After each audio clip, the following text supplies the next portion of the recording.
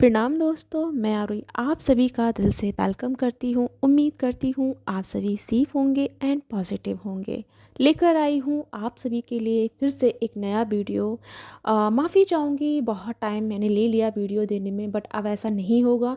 Continue daily to daily मुझे updates आपको देने होंगे। सबसे पहले मुझे आपको आपकी पर्सनल एनर्जी से अवगत कराना होगा, जिससे कि आपको पता हो कि आपकी एनर्जी किस तरह से काम कर रही है एंड कैसे कैसे चेंजेस आपके जीवन में घटित होते हैं, कैसे आपकी कुंडली राइज होती है, कैसे आपका डीएनए एक्टिवेट होता है। जिससे जब आपको इनके साइन जब पता होगा तो आप उस सब को देखकर समझकर एक्शन ले पाएंगे एंड अपनी लाइफ को बहुत बेहतर बना पाएंगे। जो कि अभी आपकी लाइफ चल रही है उससे आप बहुत दुगना अपनी लाइफ को बेहतर या बेटर बनाने की कोशिश कर पाएंगे। तो आज का जो हमारा विषय है, आज का जो हमारा टॉपिक है वो यही है कि जब डीएनए एक्टिवेट होता है तो क्या क्या चेंजेस आपके फिज़िकल वे में आते हैं। सबसे पहले आपको ये जानना बहुत ज़रूरी है, जब भी हमारे जीवन में spiritual awakening, kundalini rising, DNA activation, merkaba activation या फिर कुछ भी जब एक्टिवेशन होता है या फिर हम अलाइनमेंट में आते हैं, तो सबसे पहले हमें हमारा बॉडी जो है वो साइन देना शुरू कर देता है। अगर हम अपने बॉडी के प्रति जागृत हो जाएं, अपने शरीर के प्रति अवेयर हो जाएं, तो बहुत सारे रहस्य या बहुत सारी प्रॉब्लम्स का सॉल्यूशन आपको आपका शरीर ही बता सकता है कि आपके जीवन में, आपके अंदर इनर सोल में क्या घट रहा है एंड आने वाले समय में आपके जीवन में क्या होने वाला है। तो उसी सब के बारे में मैं आज बात करने आई हूँ।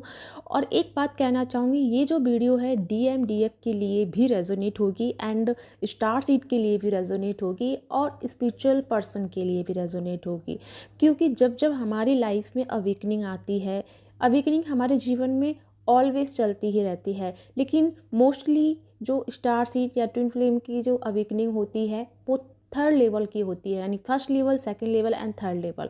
तो ये तीनों लेवल हमारे बहुत ज़्यादा होते हैं। तो फर्स्ट लेवल आप सभी अपनी लाइफ में देख चुके हैं, झेल चुके हैं, उस सबसे आप बाहर आ चुके हैं। क्योंकि आप बाहर आ चुके हैं इसीलिए आज आप मेरे इस प्लेटफॉर्म पे हैं। कहीं ना कहीं आपको इस चीज़ का पता चला है कि आपके जीवन में जो घट रहा है वो अननेसेसरी नहीं है, इसका कुछ ना कुछ तो मीनिंग है, कुछ ना कुछ तो इसका मतलब है। इसीलिए आपने बहुत सारी सर्च किए होंगे, बहुत कुछ जानने की कोशिश की होगी, आपने बहुत सारे एस्ट्रोलॉजर, टैरो कार्ड रीडर सबसे कोशिश की होगी, लेकिन कहीं ना कहीं आपको वो संतुष्ट वाला आंसर नहीं मिला जो रियल में आपके जीवन में घट रहा है। तो हो सकता है कि मैं मतलब पूरी कोशिश करूँगी कि अपने इस वीडियो में आपके उन क्वेश्चंस या उन डाउट्स को क्लियर कर पाऊँ। बट जो भी है आप मुझे कमेंट करके ज़रूर बताइएगा कि आपके साथ में ये कितना रेजोनेट हुआ है या कितनी हद तक आपको इससे हेल्प मिली है। तो सबसे पहले हम बात करेंगे आपके डीएनए एक्टिवेट होने की। अब हम ये कहेंगे कि डीएनए तो ऑलवेज एक्टिवेट ही होता है। ऑफकोर्स आपके डीएनए जब आप जन्म लेते हैं, बर्थ में आते हैं, तो एक्टिवेट होता है। बट आपकी सोल में ना बहुत सारे राज हैं, बहुत सारी जन्मों की पूंजी है, बहुत सारी नॉलेज है। क्योंकि होता क्या है ना, जब हम जन्म लेते हैं तो हम जन्म लिया तो एक साल हम मतलब पूरा जीवन हम जी के गए हैं। तो उस पूरे जीवन में हमने बहुत कुछ लर्न भी किया है, बहुत कुछ हमने गलत भी किया हुआ होता है, अच्छा भी किया होता है, बहुत कुछ चीज़ों को सीखा होता है। तो वो नॉलेज हमारी कहाँ गई? वो नॉलेज हमारी सोल में रहती है, हमारे डीएनए में रहती है। और जब हम आगे की जर्नी में या फिर आगे के जीवन में जाते हैं तो वो सोल में जो इन्फॉर्मेशन है, वो जो लर्निंग है, जो हमने सीखा है, वो यथावत ऐसे की ऐसे ही हमारे डीएनए सिस्टम में फीड होती हैं। जब जब हम मेडिटेशन करते हैं या ध्यान की अवस्था में जाते हैं या अपने साथ जोड़ने की कोशिश करते हैं, तब तब ये समझो कि आप डीएनए को कुरेद रहे होते हो, डीएनए को खटखटा रहे होते हो। तब वहाँ से कोई ना कोई इन्फॉर्मेशन आपके लिए आती है और आपको लगता है कि देखो कि मेरे अंदर ये भी पावर है, मेरे अंदर ये भी हिडन टैलेंट है एंड मैंने ये चीज़ कैसे कर ली, क्योंकि मैंने तो ये चीज़ कभी सीखी नहीं है, कभी जानी नहीं है, तो मेरे अंदर ये चीज़ कैसे आ सकती है। मैं अब आपको एग्जांपल देती हूँ, मैं खुद का एग्जांपल देती हूँ। मैंने मेरी लाइफ में टैरो कार्ड रीडर या चैनलिंग करना, स्टार सीड के बारे में जानना, ट्विन फ्लेम के बारे में चैनलिंग करना, ये सब कुछ मैंने कुछ भी नहीं सीखा, लेकिन मेरे जीवन में ये चीज़ सब चीज़ों का आगमन हुआ। ना ही मेरे फैमिली में इस सब से किसी का कोई नाता है, यानी कि कह सकते हैं ना कि हो सकता है कि वंशानुगत ये चीज़ हमारे अंदर आ सकती है, बट मेरे साथ ये भी नहीं है, क्योंकि मेरी फैमिली में दूर दूर तक इन सब से कोई वास्ता नहीं है। तो मेरी ये चीज़ जब मेरे अंदर एक्टिवेट हुई तो मुझे भी हैरानी हुई कि जब मैंने इस चीज़ को सीखा नहीं, जाना नहीं, पढ़ा नहीं, तो मैं कैसे इस काम को इतने ईजी वे में कर सकती हूँ। तब मुझे पता हुआ, जब मेरी अवेकनिंग हुई थी, तब मैंने जाना कि ये मेरा डीएनए एक्टिवेशन है और मैंने कहीं ना कहीं पिछले जन्मों में ये सारे काम किए हैं, जिसकी याददाश्त या जिसकी एनर्जी मेरे आज के जीवन में भी रिफ्लेक्ट कर रही है एंड मेरे आज के जीवन को भी बेहतर बना रही है। तो ये है डीएनए का काम करना। तो डीएनए जब रिप्रोग्राम होता है, डीएनए जब एक्टिवेट होता है, तो उसका कुछ सिस्टम्स होता है जो हमारे बॉडी को देखने को मिलता है। तो वही चीज़ मैं आपको बताने आई हूँ कि अगर आपके जीवन में या आपके अंदर, आपके बॉडी के अंदर ये सारी चीज़ें चल रही हैं, तो आप मान लीजिए कि आपकी डीएनए एक्टिवेशन हो रहा है, आपको हायर लर्निंग के लिए रेडी किया गया है, या आपके अंदर की हायर लर्निंग जो है एक्टिवेट होने वाली है। कहीं ना कहीं वो चीज़ जो आपके अंदर एक्टिवेट होगी वो इन फ्यूचर के लिए आपको हेल्पफुल रहेगी। इसीलिए अभी के लाइफ में आपका डीएनए हीलिंग या डीएनए एक्टिवेशन चल रहा है। तो सबसे पहले मैं बात करूँगी कि हमारे जीवन में जब हमारा बॉडी है, हम बॉडी को फिजिकल वे में बात कर रहे हैं, नॉट स्पिरिचुअल वे में, ताकि आपको समझ में आए कि आपका बॉडी आपको क्या इंडिकेशन दे रहा है, क्या आपको इसका मीनिंग समझा रहा है। तो आपका बाहरी शरीर ही आपको आंतरिक की खोज देगा, यानी कि आपका बाहरी शरीर का शरीर है वो आपके अंतर आत्मा की खोज दे रहा है, वो आपके अंदर बैठी आत्मा का या उस एनर्जी का पता दे रहा है, जो बदलाव उस एनर्जी में हो रहे हैं या फिर आपकी अंतर आत्मा में जो बदलाव हो रहे हैं। तो सबसे पहले आप भटकाव महसूस करेंगे, ठीक है। भटकाव यानी कि आपका कहीं भी मन नहीं लगेगा, कहीं किसी चीज़ में आप नहीं टिक पा रहे होंगे, आपका मन जो है ना इधर उधर भाग रहा होगा, और इसके साथ साथ आप अपने बॉडी में बहुत हाई एनर्जी भी फील कर रहे होंगे। आपको जैसे कि घबराहट हो सकता है, अचानक से लग रहा है जैसे कि आप किसी लोगों के बीच में बैठे हैं, बातचीत कर रहे हैं, बातचीत करते करते आपको सडनली घबराहट हो गया और आप वहाँ से भागना शुरू कर देते हैं। आपको लगता है कि बस अब मैं यहाँ टिक नहीं पाऊँगा, मतलब अंदर से अचानक से होता है। या कुछ काम करते हैं, काम करते करते आपको लाइक जैसे हाई बीपी या बीपी लो जैसा आपको फील हो जाता है, बहुत अनकंफर्टेबल, जिसके चलते कभी कभी आप स्लिप भी हो जाते हैं। स्लिप इन द सेंस कि चक्कर भी आ जाते हैं या वॉमिटिंग भी हो जाती है। अगर ये सब चीज़ आपके जीवन में हो रही है तो ये पहला साइन है कि आपके जीवन में एनर्जी एक्टिवेट होना शुरू हो चुकी है, जिसके चलते आपका बॉडी जो है इस चीज़ को फील कर पा रहा है एंड सेंस कर पा रहा है। अब आपको मैं एक बात बोलती हूँ, मान लो आपके जीवन में आप मान लो कहीं बाहर गए हैं, आप अभी एक रूम में अपने कंफर्ट जोन में रहते हैं, अगर मैं आपको दूसरी जगह शिफ्ट कर दूं तो आपको अनकंफर्टेबल फील होगा ना, क्योंकि आपको नई चीज़ मिल रही है। हालांकि वो चीज़ बहुत अच्छी है, वो घर बहुत अच्छा है, वो पैलेस बहुत अच्छा है, बट आपके लिए वो पहले अच्छा नहीं है जब तक आप उसके लिए रेडी नहीं हैं। तो ये अनरेडी एनर्जी जब आपके साथ घटती है तब आपकी बॉडी इफेक्ट में आना शुरू हो जाती है, ठीक है। नेक्स्ट जो है आपकी कि अनएक्सप्लेन पेन होना, यानी कि असहनीय दर्द, शरीर में असहनीय दर्द जिसका हम एक्सप्लेनेशन नहीं कर पाते, जिसका हम बता नहीं पाते कि हमारे अंदर यार घट क्या आ रहा है। सामने वाला पूछ रहा है हमसे कि यार तू खोया खोया है, ऐसे क्यों रहती है, वैसे क्यों रहती है, क्या ही चल रहा है, किसी से बात नहीं करना, किसी से कुछ नहीं करना, लेकिन आप किसी को शेयर नहीं कर पा रहे हैं कि एग्जैक्टली में आपके साथ हो क्या रहा है। आपको लगता है यार मैं इसको क्या बताऊँ, जो हो रहा है वो मैं इसे एक्सप्लेन नहीं कर सकता या नहीं कर सकती, क्योंकि आपको बॉडी में भी पेन हो रहा है, आपको मन भी अच्छा नहीं है, और आपसे सामने वाला आके पूछ ले कि भाई क्या हो रहा है तुझे, सब कुछ ठीक है, खैरियत है, तो आप उसको यही बोलेंगे, हाँ भाई सब खैरियत है, ठीक है, क्योंकि आपके पास उसके लिए एक्सप्लेन करने के लिए कोई शब्द नहीं है। और ये जब होता है जब आपकी कुंडलिनी जो है वो जागृत हो रही होती है, जब आपकी कुंडलिनी जागृत होती है, वो जब अपना स्पेस क्रिएट कर रही होती है, तब आपके बॉडी में अनवांटेड पेन शुरू हो जाता है या अनएक्सप्लेशन पेन शुरू हो जाता है, जिसकी आप कल्पना नहीं कर सकते, जिसको आप शेयर नहीं कर सकते, बस आपको हो रहा है। अब हो रहा है तो हो रहा है, अब उसे कैसे एक्सप्लेन करेंगे आप? क्योंकि आप बता भी नहीं सकते। आप दूसरे को बताओगे तो बोलोगे क्या यार ये ऐसी कैसी बीमारी है, ये कहाँ ऐसी बीमारी होती है, क्योंकि वो समझेगा ही नहीं। लेकिन वो आपके साथ हो रहा है, तो इसका मतलब है आपकी कुंडलिनी शक्ति जो है राइज हो चुकी है। और जैसे ही कुंडलिनी शक्ति राइज होती है, आपके डीएनए का भी वो साइन दे रही है कि डीएनए से अब आपके unfolding talent, energy, learning and power अब आप रिसीव करने वाले हैं।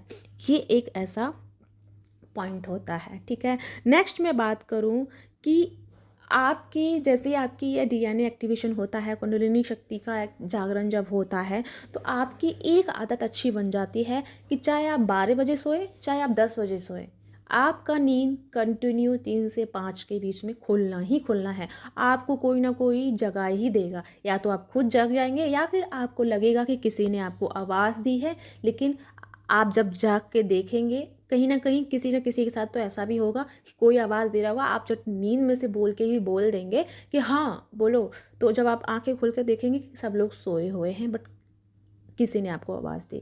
तो जब भी आपको ऐसा लगे, समझ जाना कि डिवाइन ने आपको ऑर्डर किया है, आपको जागना है, क्योंकि उस समय आपकी जो ऊर्जा है वो सक्रिय हो रही है, उसको टाइम चाहिए आपसे जुड़ने का। आपकी जो पावर है वो सक्रिय हो रही है, वो एक्टिवेट हो रही है।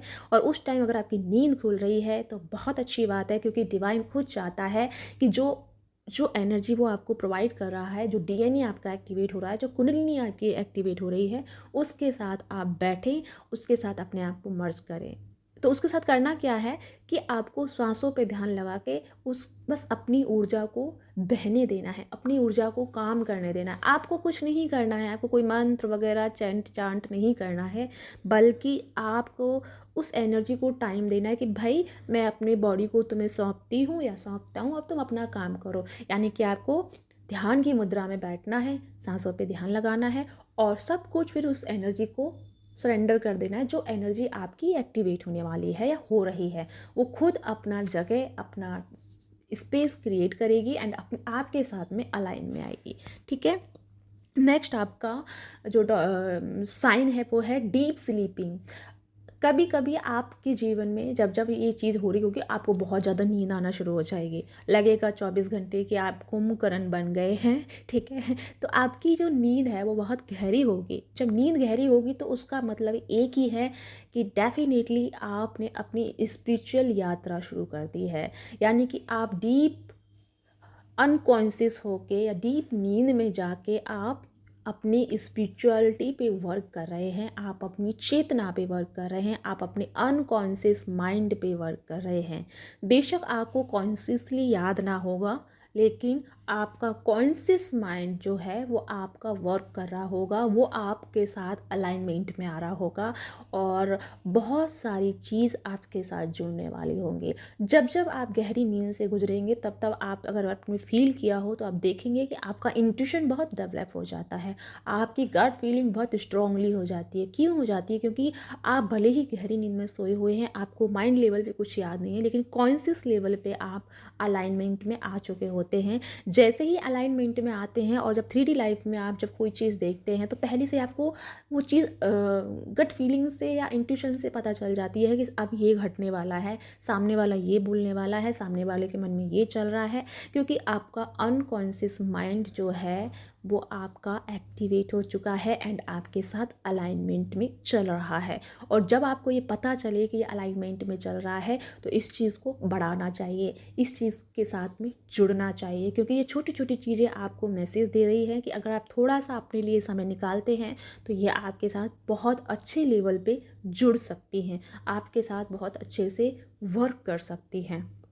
नेक्स्ट आपका है कि कुछ ऐसी चीज़ें हैं कि मतलब आपकी जो सेंस करने की पावर है, ठीक है, वो बहुत बढ़ जाती है। सेंस करने की पावर इन द सेंस कि आपके आसपास जो घट रहा है उसकी आपको, जैसे मैंने अभी बोला ना कि आप गट फीलिंग में बहुत ज़्यादा बढ़ जाते हैं। सेंस का मतलब है कि आपकी जो एनर्जी है, खासकर स्टार सीड जो है ना, प्रकाश के प्रति यानी लाइट के प्रति, साउंड के प्रति और इन्वायरमेंट टेम्परेचर के प्रति बहुत अच्छे से अवेयर हो जाते हैं। जैसे जैसे इन्वायरमेंट में टेम्परेचर में इन और आउट होता है या हाई एंड लो होता है, आपको मैसेज मिल जाता है कि समथिंग कुछ डिफरेंट होने वाला है।